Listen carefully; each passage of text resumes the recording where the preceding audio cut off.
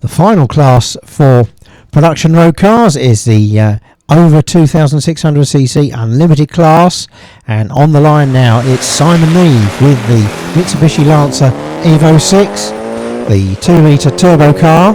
This particular model imported from Japan in 2005. Simon started sprinting and hill climbing this year, and of course it's his first time here at Longleat.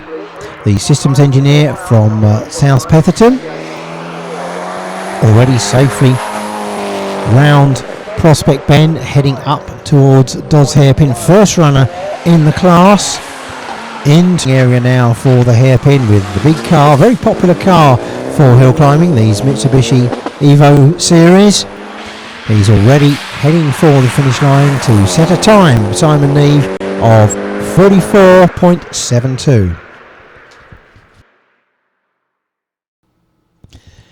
And he's Stoddart now, second in class at this stage in his 2-litre Subaru Impreza WRX, an equally popular car to the Mitsubishi Lancer. Away from the line now. This car was also imported from Japan in 2005, and it's been upgraded to 275 brake horsepower, but still used as a road car. And he incidentally works in aerospace engineering with regular single-seater hill climber and sprinter Tony Wiltshire, who you'll be seeing a little bit more of later on. But in fact, it's Andy's first season after a 20-year layoff in the sport. But going well now, second in class, as we said, heads for the finish line. Then Andy Stoddart in the Subaru Impreza and stops the clocks. It's still in second place on 42.57. Yet another Japanese import on the line now, and this is the enormously rapid Nissan GTI of Den Conybeare. In fact, this is a rare Dakar model with a lot of mods to the engine, suspension and brakes, but just watch it go, enormously quick. And Den Conybeare, several class wins with the car, competes in the Wiscombe Championship and the ASWMC Bridge Tyres Series. But just look at the acceleration out of Prospect Bend and up the club straight towards Dodds Hairpin. Phenomenally quick in the class lead, really goes without saying, with a 41.80 opening run, and looks set to improve on that as he really gets the power down now, heads for the finish line. Den Conybeare then crosses the line on 41.22, a quicker time and a good class win.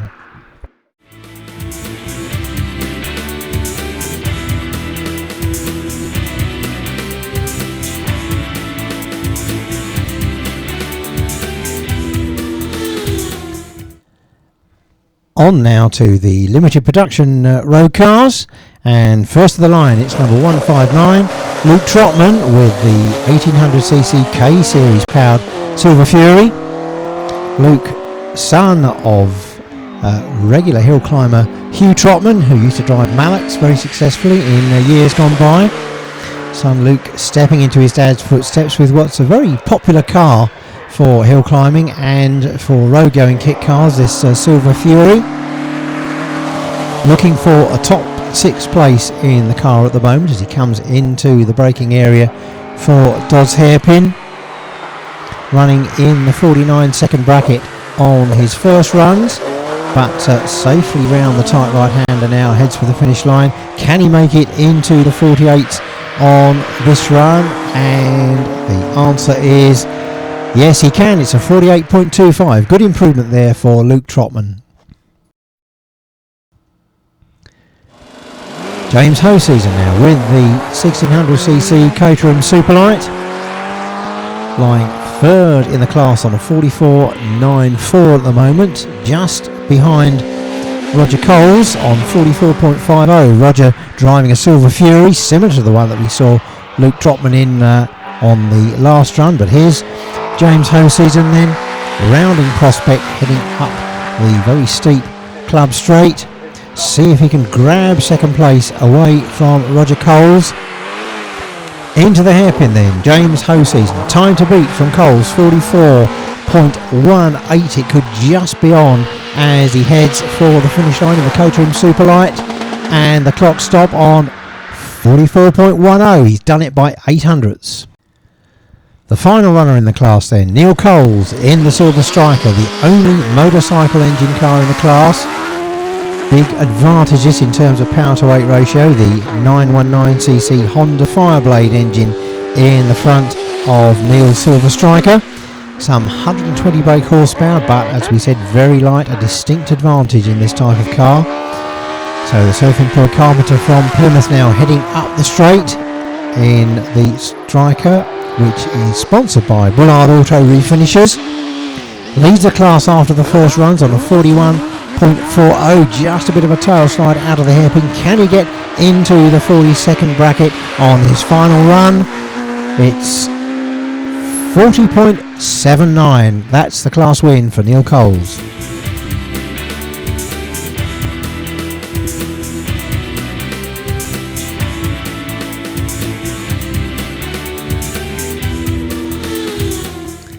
Now the first of the large capacity kit cars over 1800cc. This is Andy Coursey with the 2 litre Westfield SE, lying 4th after the first runs, just behind Richard Evans. So the time to beat to grab 3rd place is 42.35. That's Evans' time in the bike engine Westfield Mega Booster. But the car engine Westfield of Andy Coursey now really going great guns through Prospect, through the left-hander, up the straight now to the hairpin. Ford Pinto Power, just 100 brake horsepower from this wide-bodied Westfield SE of Andy Coursey, the pharmaceutical packaging engineer from Westwell Ho. So looking for a low 42 then to grab 3rd place away from Richard Evans, and it's 42.16, 3rd place for Andy Coursey. Tony Streeting on the line now, long-time competitor in sprints and hill climbs at the wheel of this Carcraft Cyclone now. Used to run a Cox GTM many seasons ago, which was also incidentally a transverse rear engine car that had the BMCA series engine, but this latest Carcraft Cyclone of Tony Streeting runs a Vauxhall 2 litre, around about 180 brake horsepower, running an SBD throttle body kit. Tony Streeting lying 2nd in class at the moment, but looking to find round about a second or so to grab the lead from Philip Montgomery Smith. 41.60 is Montgomery Smith's time, and he just fails to do it. 41.62 puts him into 2nd place by 200ths. Final runner in this class then, Philip Montgomery Smith in the bike-engined Fisher Fury, potentially one of the quickest cars in the class, and in fact he holds the class lead on a 41.60 by just 200ths from Tony Streeting in that run that we just saw.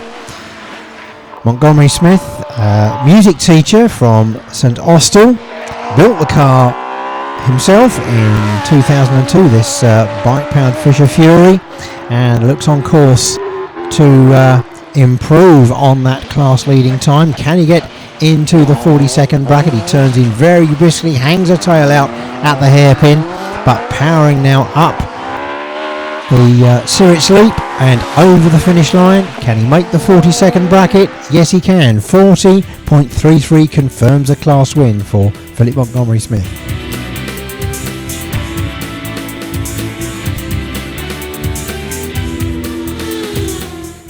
Now we're into modified car classes, and the first of them is 1400cc, which means to a certain extent minis, and the first of those on the line now, it's Vince Stone in his 1380 Mini, the HGV driver from Gillingham. Already had a class win at Wiscombe Park this year. It's been a good year of motorsports for him, with a lot of help, he says, from John and Darren Roberts. But already round prospect now in this Brian Slark prepared Austin Mini, a 1965 car, so certainly no youngster as far as the car is concerned, but going well now. Vince Stone 4th in class after the first runs on a 46.51. Can he improve on that time? Over the line now goes Vince Stone, stops the clocks on 45.91. Steve Ailcock now on the line with the imp-powered Davrian Mark 6. Rear engine, of course. Steve, a regular competitor, a master joiner and builder from Cripps Corner near Battle down in the southeast.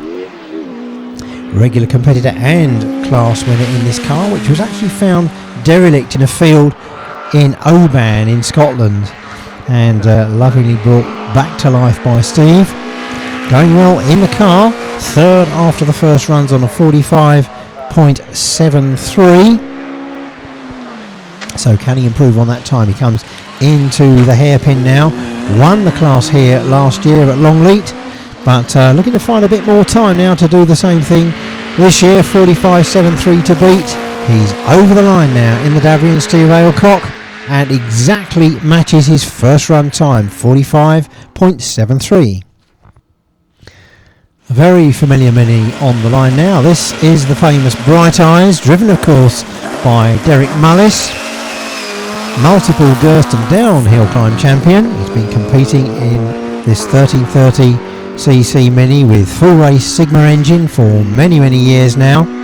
A 1970 car, over 100 brake horsepower and over 200 class awards with this car from the Yeovil driver, now retired. Despite that very long career, he only competed at Shelsley Water the very first time earlier this year, but very quick of course on the Southwest Hills. Derek Mullis currently in second place in class then. The class led by Peter Cruz in the Britax Cooper S on a 44. And the time for Derek Mullis, 45.39. Just not able to challenge, but second in class. Here's the class leader then, Peter Cruz, the garage owner from Torquay, in his evocative Britax Cooper S, in the same colours of course as the Britax cars ran in the British Saloon Car Championship back in the 60s. A lot of modifications to Peter's car over the last few seasons, fuel injections, EBC brakes, and the car sponsored by Rat Racing. Lately, Peter's been circuit racing with the car. He competed in the BRSCC Extreme Minis Championship last year and finished second at Silverstone in his first race this season. He's leading the class on a 44.08. So Peter Cruz unchallenged now. Even Derek Mullis couldn't match his time. He's over the line in a quicker time, 43.62.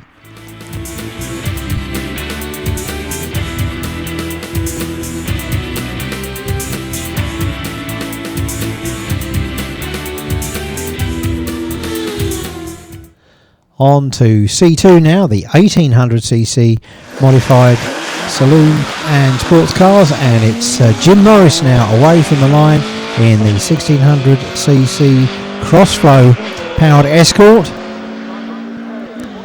Car backed by co-driver John Taylor, the garage director from Southampton. Jim Morris, a bit of a rally man. This car in fact used for tarmac rallies quite extensively. And Jim off the tarmac now as he puts wheels onto the grass on the apex of Prospect, but coming up the hill now into the hairpin. Will he use rallying techniques on the right-hander? We'll find out in a couple of seconds. Charges into the hairpin. Sure enough, yes, on goes the handbrake and round goes the back of the Escort of Jim Morris. Heads up for the finish line now in the Taylor's Garage Escort. Jim Morris then over the line in 49.90. On the line now, Peter Ellens with what is quite a rare car these days, but one that's seen in quite a few speed events over the years, the Alpine Renault A110. This is the car which upheld French international rallying hopes in the early 70s in the hands of drivers such as Jean-Luc Terrier. Peter Ellens competing extensively in the car this year, currently lying second in class in the Alpine Renault, this glass fibre body machine with space frame chassis, rear mounted Renault engine of course. Coming towards the end of the run now as he enters the braking area for the hairpin, swings this lightweight French machine round, just a bit late getting on the power though coming out of the hairpin, but the finish line in sight for Peter Rennins, and he stops the clocks on 47.86. Another Lotus Cortina on the line now, this time a Mark II 1700cc twin cam in the hands of Jonathan Wees, who's sharing this car today with Father Paul, lying first in class after the first runs on a 47.84. So looking to improve on that time to maintain his advantage, because the very rapid Chris Ferrin with his Ford Fiesta hasn't yet shown his hand. He could prove a bit of a thorn in the side of the Lotus Cortina drivers, but here's Jonathan now heading into the hairpin, looking for a 46-second run to complete his day's motorsport. He's heading for the finish line now in the Mark II Cortina. Over the line goes Jonathan Wees, stops the clocks on 46.90, still the lead. So here is Chris Ferrin on the line with the 1700cc Ford Fiesta. Deceptively rapid little car this. He took the win here yesterday with a 46, but at the moment a bit of time to make up. He's down in third place, and the class lead is still Jonathan Wees on 46.90. But Chris Ferrin not hanging about with the little Fiesta. He's already into Prospect Bend and takes a nice wide entry, very tidy line using all the road. Just that long haul now up the club straight into the hairpin. So 46.90 the time to beat for Chris Ferrin. Turns in, very tidy exit. Perhaps a fraction late getting on the power, but looks on course. Could snatch the lead and the win away from Jonathan Wees. 46.90 to beat. And Chris Ferrin, 46.65, snatches the win from third place.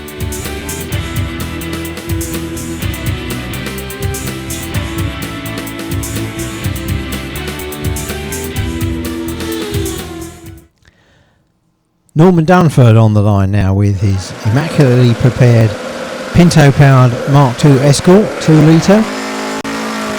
Away from the line goes Norman, fifth after the first runs on a 47.15. As we've seen, these Mark II Escorts very popular in hill climbing and in rallying, as we've seen from Jim Morris's car a little bit earlier on. And here's Norman Dunford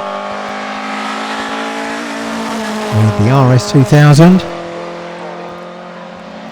into the braking area for the hairpin now.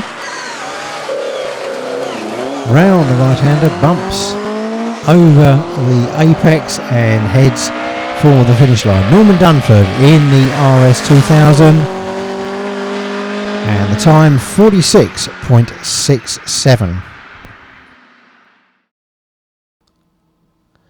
On the line now, Jeff Newman in the 2-litre 16-valve Vauxhall Astra, lying in fourth place, just ahead of Norman Dunford after the first runs. A little bit of smoke from the exhaust as he goes into Hope Rise, but really pushing the car hard now around the long right-hander, and even getting the tail out just a bit, as he's a real hard trying run here from the Astra driver. Bit more smoke now from Jeff Newman as he comes round Prospect and heads up Club Straight towards the hairpin, over the bumps and charging into the braking area for the left-hander. Full lock round the hairpin, a bit more smoke as he heads for the finish line, but Jeff Newman safely over the finish line now to record a time of 45.39.